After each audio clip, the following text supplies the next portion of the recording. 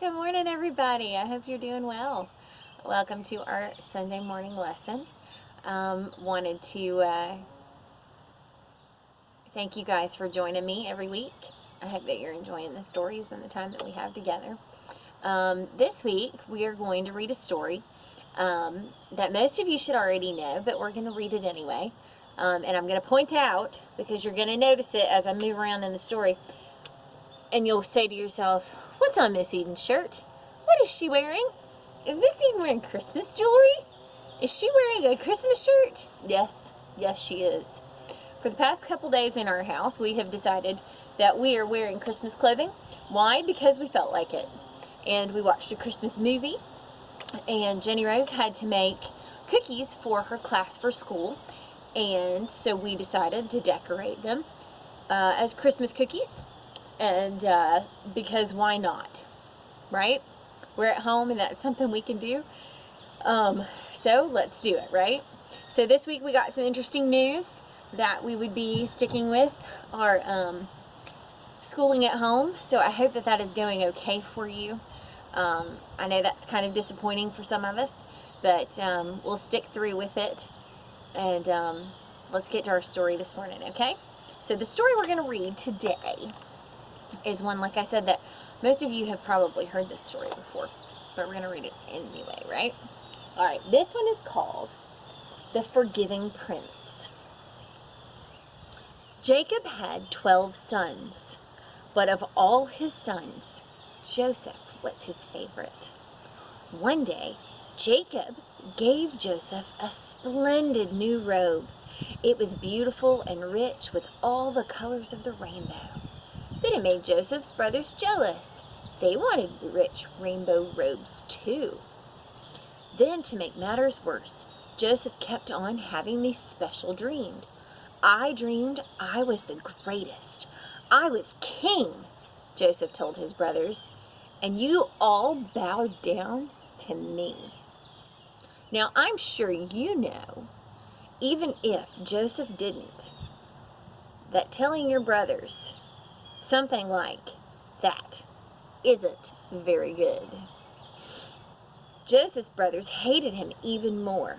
They wanted to kill Joseph and his dreams. And one day, that's exactly what they tried to do.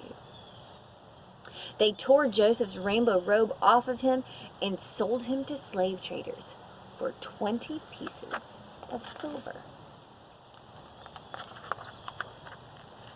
The traders took Joseph to Egypt and made him into a slave. The brothers went home and lied to their father, telling him that Joseph was dead. That's the end of that dreamer, they thought. But they were wrong. God had a magnificent dream for Joseph's life, and even when it looked like everything had gone wrong, God would use it all to help make the dream come true. God would use everything that was happening to Joseph to do something good. Meanwhile, though, things were not looking good for Joseph in Egypt. He was far away from home and from his dad, and when he got blamed for something he didn't do, and even though he had done nothing wrong, he was punished and thrown in jail. But God had not left Joseph. One night, Pharaoh, the king of Egypt, had a scary dream about thin cows gobbling up fat cows. What on earth did it mean? He didn't know, but Joseph was an expert on dreams. So, Pharaoh sent for him. "It means a famine is coming," Joseph explained. "There won't be enough food." Pharaoh was so pleased by Joseph's skills that he immediately took Joseph out of jail and made him a prince. Now, back at home, Joseph's brothers had run out of food, and everyone was hungry. God's special family was in danger. If they didn't get food soon, they would starve to death. So Joseph's brothers traveled to Egypt to buy food. They came and knelt before the new prince. His brothers didn't know that it was Prince Joseph. The prince was Joseph. But Joseph knew who they were. Joseph's dream, the one about his brothers bowing down to him, was coming true. "It's me!" Joseph cried. When they saw it was Joseph, his brothers were afraid. They had wronged Joseph. They had sinned, and they knew it. And now Joseph would surely punish them. But Joseph looked at his brothers, and his eyes filled with tears, even though his brothers had hurt him and hated him and wanted him dead. In spite of everything, he couldn't stop loving them. His heart, which they had broken, filled up with love, and Joseph forgave them. Joseph threw his arm around them. "Don't be afraid," he said. "Behind what you were doing, underneath everything that was happening, God was doing something good. God was making everything right again." Joseph didn't punish them. He rescued them. He brought God's special family to live safely with him in Egypt. One day, God would send another prince, a prince whose heart would break. Like Joseph, he would leave his home and his father. His brothers would hate him and want him dead.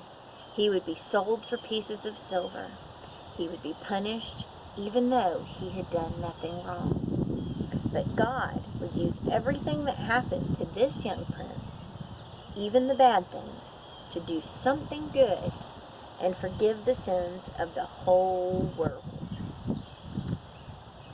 I like that story because I like the colorful coat. When I was a kid, that was always one of my favorite things. So the reason I chose this story this week, because we found out this week we don't get to go back to school. School is done in the buildings, but we still get to do school at home. But I think the biggest thing is, if you watched Wednesday's class, we talked about endurance, right? So we talked about endurance being something that we have to do for a long time and having the strength to do that. And I think that Joseph had very, very strong endurance. He went through a lot of things. He was his brothers tried to kill him. They threw him in a pit. They sold him into slavery. He was wrongfully accused. He was put into prison. But God was working all of that time. Now, while we haven't been put in prison or tried to be killed, we've been asked to do a lot of stuff for a long time. And we have to have endurance, right? We talked about that.